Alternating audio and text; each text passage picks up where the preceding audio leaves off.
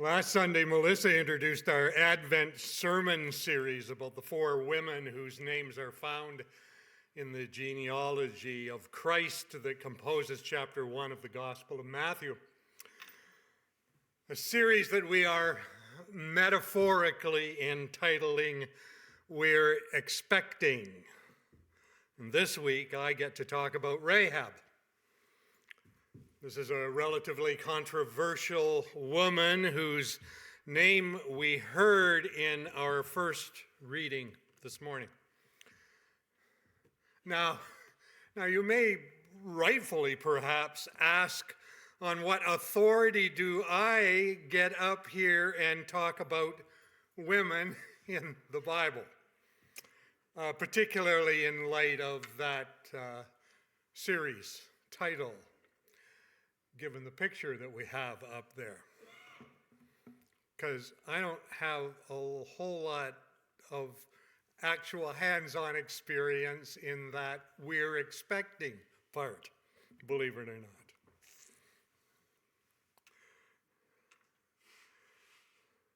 And obviously, I'm not a woman, at least not today. And you don't need to expect that I'll be changing. And as I said, I've never been expecting, at least not in the way that picture shows. But it's a good question.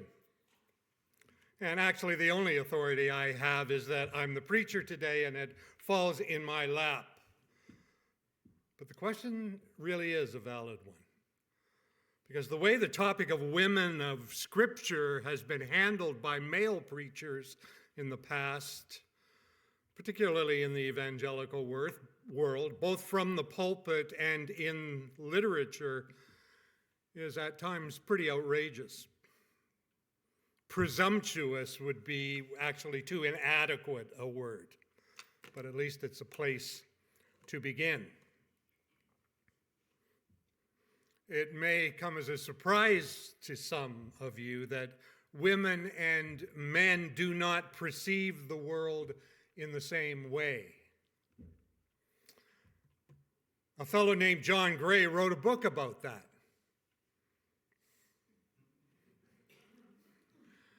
Yeah, it's kind of amazing how you apparently need a PhD to figure that one out.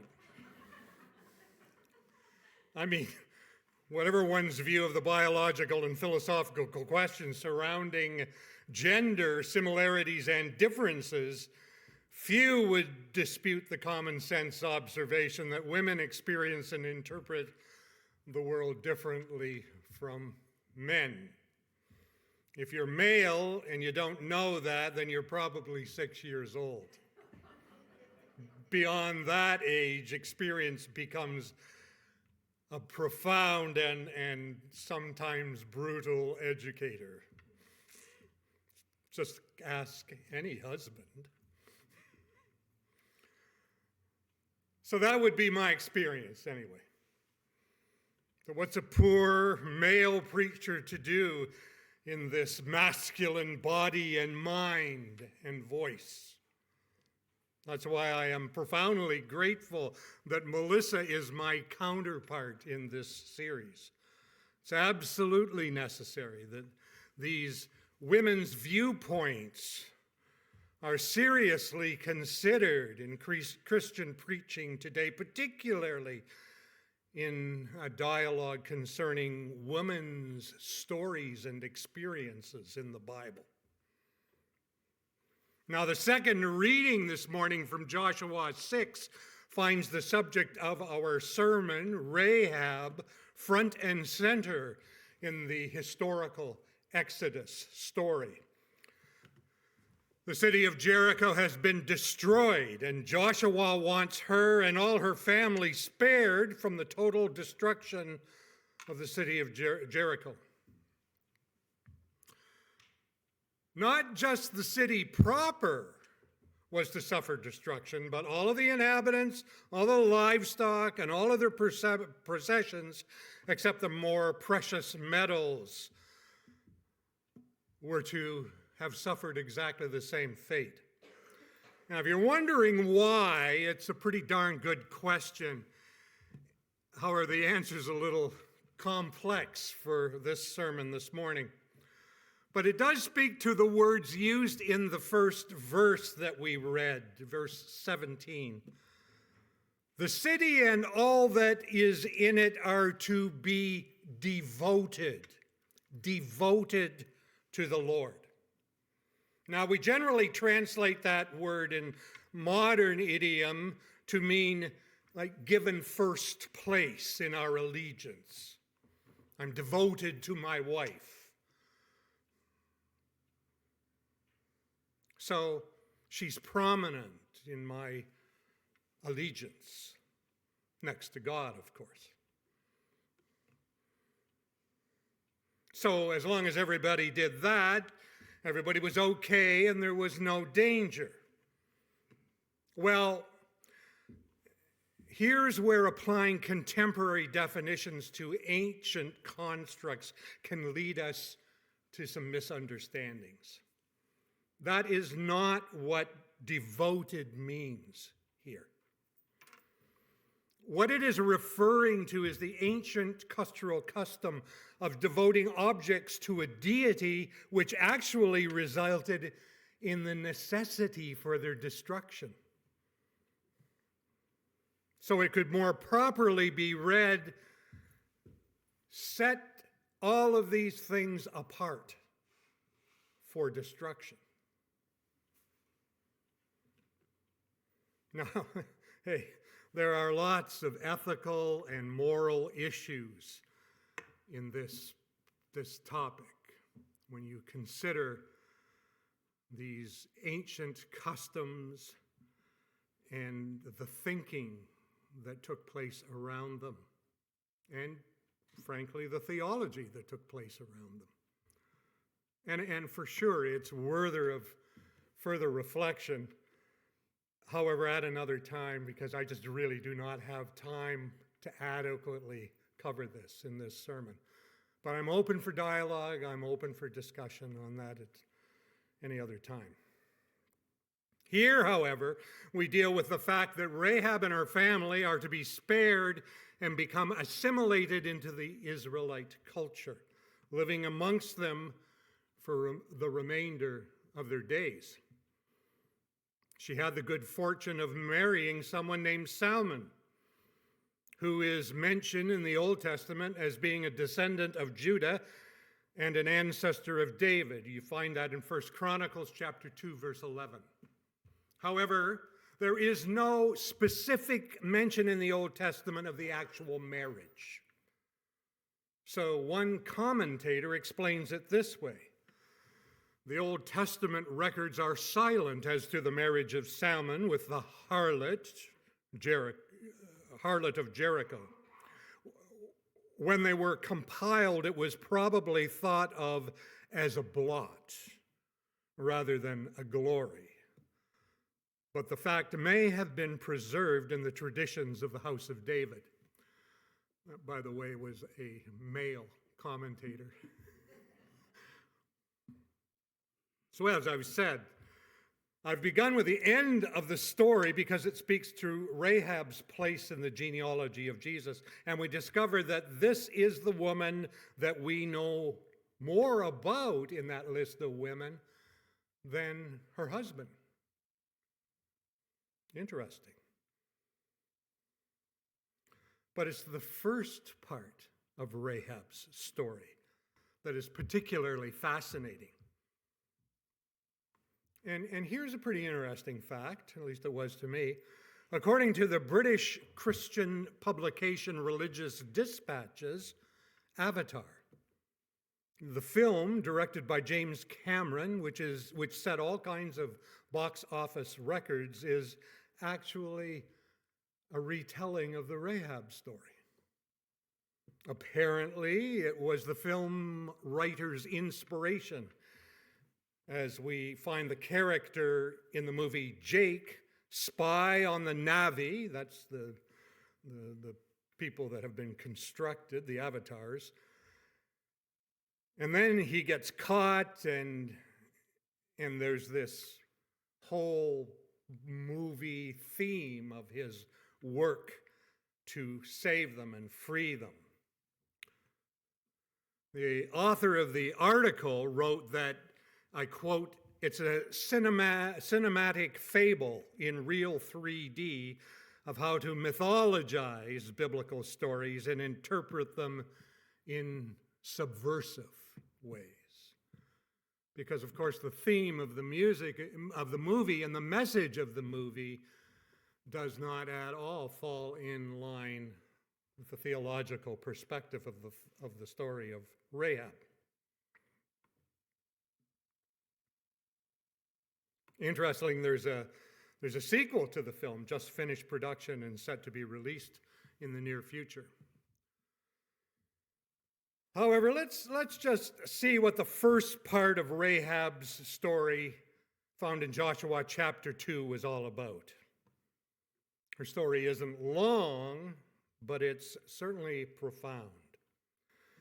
It is situated in the Exodus story directly after Joshua has been installed as leader after the death of Moses. So you see a map here, which I just wanted to put that here to sort of situate things geographically. You see just in the northern part of the Red Sea, the left-hand picture, the smaller picture, is kind of a sort of 1,000-foot view of the area and the geography, and the other one kind of zeroes in and shows in the circle the placement of Jericho. That, in actual fact, is a newly constructed Jericho, but the ruins of the old city are less than a kilometer away from that location. The arrow simply shows the potential route or possible route that the Israelites took to get from this side to the other.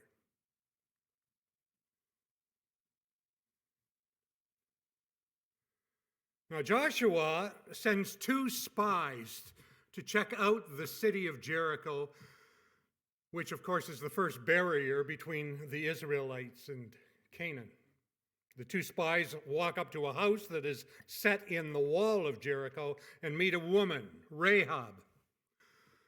Now, this isn't just any woman. She's a harlot. The word translated as harlot or prostitute in our English Bibles is the Hebrew word. I'll spell it Zanah, and it is pronounced Zana. Zana. She's Zana. Now, there's no pretty way to translate that word. It refers to someone who is promiscuous and has committed adultery, someone who is in Hebrew tradition and in Hebrew culture, Israelite culture, persona non grata, way down on the totem pole. By Hebrew definition, she should be dead. And that is, if she was a Hebrew, which she is not, however. She's Canaanite, a Gentile. Yet this is the woman whose door the 2 spies chose to knock on. It's interesting, last Sunday, Melissa introduced us to Tamar, who pretended to be a prostitute. And this week we meet Rahab, who actually is one. But there was no hanky-panky between Rahab and the spies. She'd been able to see through their disguise and knew that there was a greater force at work. Rahab hid the spies and saved them from the king in exchange for her life and her family's lives. And she helped the spies escape over the city wall with the aid of a crimson cord lowered through her window, but not before the spies had told her that she needed to hang that same scarlet cord in her window when they returned and invaded in order to protect herself and her family. If she didn't, they would be free from their promise to protect her. And of course, Rahab also had to convince her whole family to move into her house if they were to be saved. So that's the gist of the story. And to be sure, it's quite a fascinating piece of biblical lore. There's been a lot of preaching in evangelical tradition using this story as an example of how God can redeem a life that is corrupt and incorrigible. And frankly, I think that it's kind of a rather simplistic way of interpreting its meaning. And it's interesting that in actual fact, it's male preachers that are prone to do that. And it would seem that it's almost an act of judgment on their part. Now, to be sure, God can and does redeem individual lives. I'm not questioning that. Anyone who is a Christ follower can testify to his redemptive grace in their lives. And I suppose if you want to, you can park there as you meditate on Rahab's story. However, this is also a story of God's redemptive mission on a grand scale with major historical importance, you might say world-altering importance. You remember Melissa's comments. Remember this slide that she had in her presentation, so I've put it back up. Remember her comments on the major themes that develop as we examine the lives of these four women as they were impacted by the culture surrounding them. Infertility and scandal, sex and sexual politics, sibling rivalry, the use and abuse of power, deceit and trickery, grief and loss, identity, honor and shame, as well as the issue of intermarriage and dysfunctional families. Quite a list. Now, this story certainly has many of these themes, coupled with a healthy sampling of conventional power broking, manipulation, and international intrigue. Rahab, wow. God chooses unlikely human instruments, often flipping systems of social power and dynamics, and in so doing, making it abundantly clear that true power belongs to Him alone. I often find it helpful to see what the rabbinical scholars have to say about the stories of the Old Testament. And when we do that, for the story of Rahab, there is, of course, nary a mention of Christ's genealogy. Of course not. But there is, however, a very real appreciation of the historical, political dynamics that were at play at the time. And I'd like to talk to you a little bit about that. So you find the rabbinical scholars, and some whom I read were women, and thank God there are female rabbinical scholars in the Jewish tradition, and very good ones, very smart people. You find them focusing on the marginality of Rahab's societal position, rather. She is marginalized, yet, astonishingly, she is not without power. To be sure, Rahab represents such marginality in several ways. She is a woman, and single, and a childless woman at that. She's not part of Israel, but one of the people of a city that is about to be conquered. And finally, of course, she's a prostitute. Living in the wall that circles the city, she literally and symbolically inhabits the boundary of society. Yet, despite her marginality, she's not depicted either by the text or by its interpreters as lacking power. She is both powerful and marginal, both shameful and formidable. Indeed, according to rabbinic exegesis, her work her sex work directly informs her ability to aid the Israelite spies. An understanding which helps them deal with the gnawing question, well, why do the spies go straight to a brothel? Knowledge is power, whatever the source.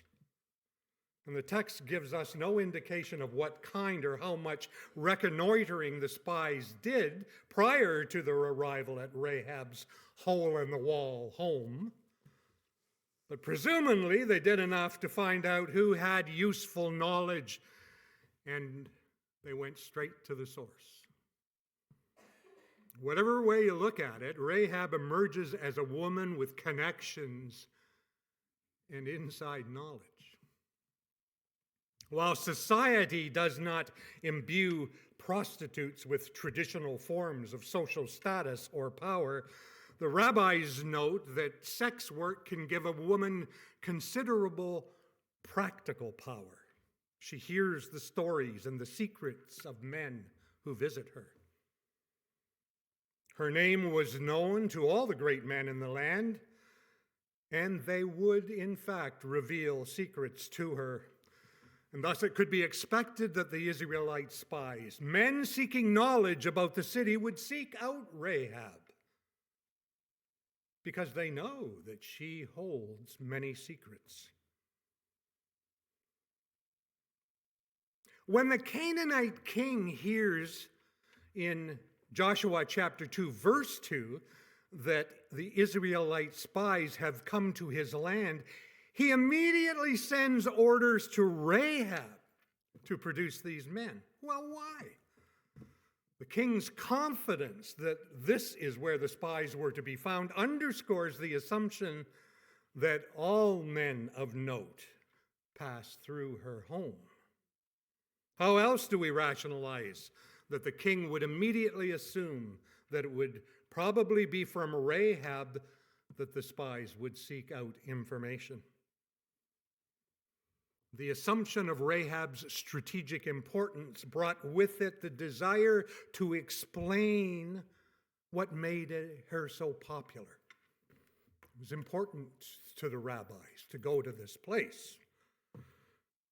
Well, thus, the rabbis suggest that she must have been unbelievably beautiful, unbelievably attractive. Actually, they get more and more fanciful. There are stories about her actually being aligned with Joshua before she was aligned with Salmon. It goes on and on. They imaginatively pursue this kind of line of reasoning that they develop. And there may well be something to it. A lot of their information relies on other Jewish writings, and certainly the historian Josephus. However, one thing is clear: sexual politics and the brokering of knowledge become paramount themes when ancient writings are examined, and the Bible is absolutely no exception. Consider the stories of Samson and Delilah, David and Bathsheba, for example. Clearly, Rahab's sexual power, her ability to elicit from men a response that they cannot control in a way that they find both thrilling and terrifying, caught the imagination of these rabbinic interpreters.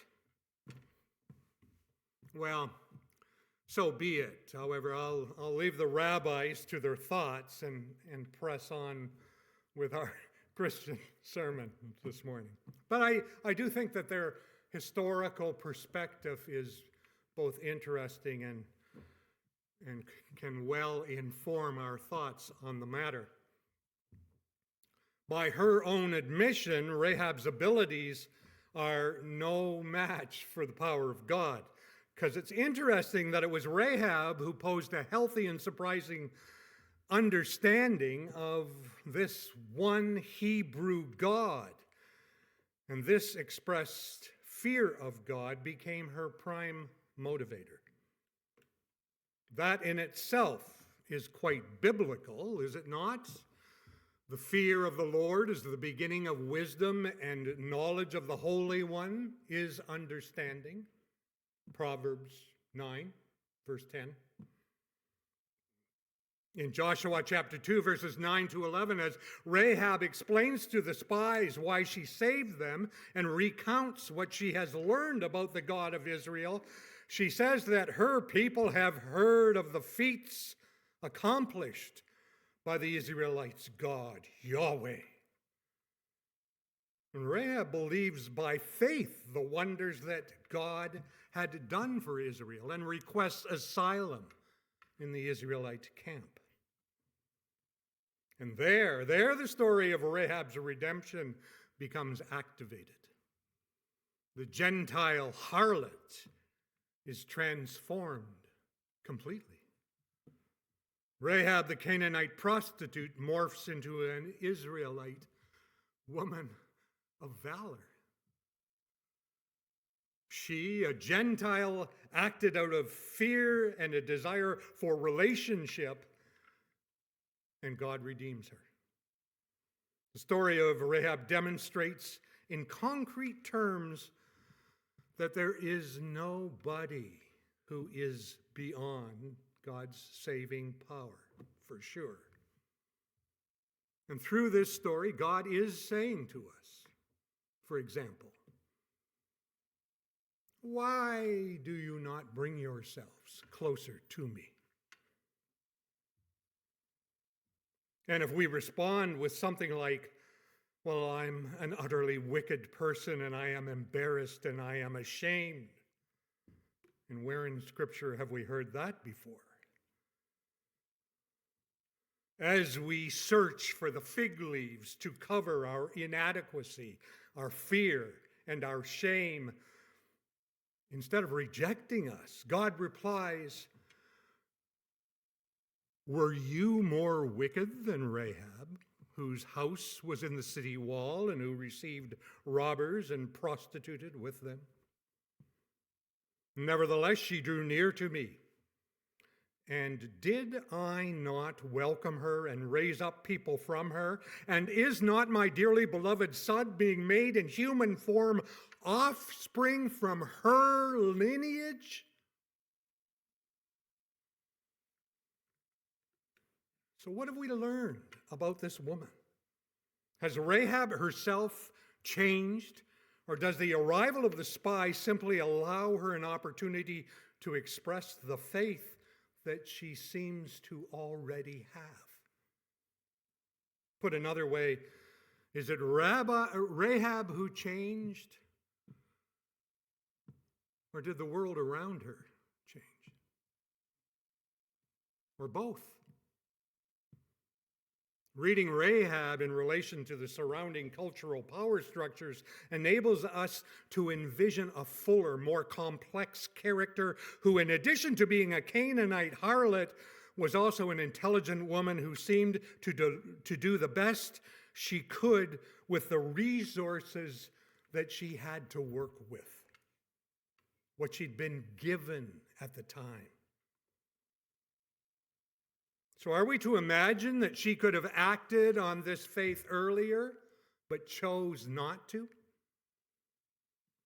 Could a woman, a harlot, have found a different role in Canaanite society if that social order had not been completely overturned with the destruction of Jericho?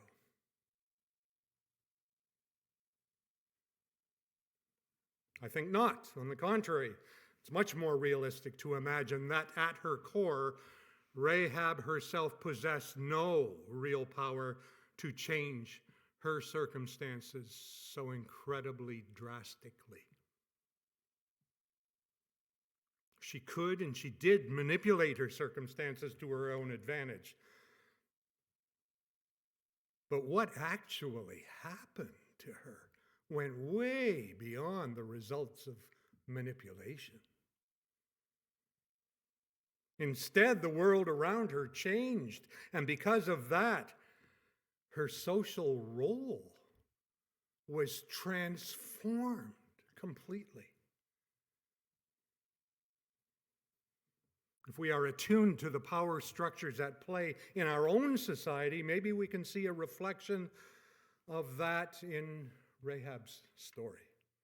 We may see and understand that a person's circumstances and relative privilege or lack thereof have at least as much influence as our moral choices in relation to the path that we walk. They color our perceptions. When an individual has few viable choices for livelihood, attaching moral judgment to what seems an unseemly path can easily lead to an inappropriate assessment of their character. Think about that the next time that you see someone begging on a street corner. Jesus had much to say about that, beginning with, take the log out of your own eye before you start judging somebody else. Surely Rahab's story illustrates that people's stories can change over time, but it takes the power of God to make that happen the way it happened for Rahab. Seismic shifts. Because it is God who changes social orders, who dissolves government and brings nations to their knees. The church, for example, has gotten a lot of bad press lately for their part in the negative impact of imposed cultural change on some societies. But let's not forget that the prime motivator for colonialism was not theology. It was political control driven by greed. History points to much of the positive social change having found its inception in a decidedly Christian ethic. Read the story of William Booth and his work among the disenfranchised people on the streets of early industrialized London, for example. Read also of William Wilberforce and how his and other believers of the time, he and other believers of the time, impacted the abolition of slavery.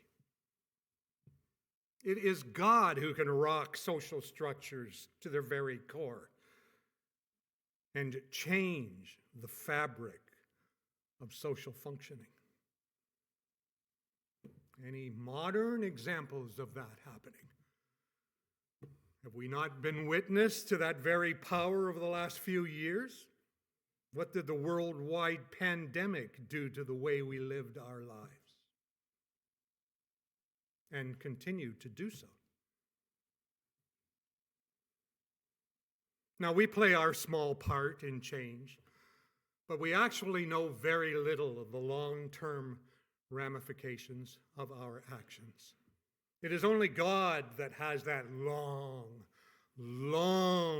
lens that seems to bring the immediate circumstances to bear on a future occurrence that could be thousands of years in the making. That's the takeaway for me in this story. How could it be that Rahab the prostitute became Rahab, the mother of Boaz, who becomes the husband of Ruth, and so on until the Savior, Christ the Lord, is born in Bethlehem, 29 kilometers from the ruins of the original city of Jericho, only thousands of years later? How does that happen? Only God could ordain that. We should not perceive our circumstances in light of what we think is this present reality. There's a much bigger picture, and we don't even have a clue what it is.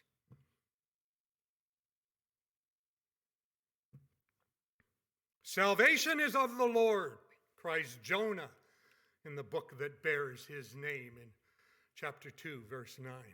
And Rahab's story shouts the same thing. Redemption is completed by him, in him, through him. And for Rahab, we not only find her positioned in the genealogy of Christ himself, but her name is added to the acclaimed list of faithful servants found in the letter of Hebrews. Read it with me. Hebrews chapter 11, verse 31. By faith, the prostitute Rahab, because she welcomed the spies, was not killed with those who were disobedient. And James, in his letter to the ancient church, declares that faith without works is dead. And he uses the story of Rahab to reinforce his point. Read that with me in James chapter 2, verses 24 to 26. You see that a person is considered righteous by what they do and not by faith alone. In the same way, was not even Rahab the prostitute considered righteous for what she did when she gave lodging to the spies and sent them off to a different direction? As the body without the spirit is dead, so faith without deeds is dead.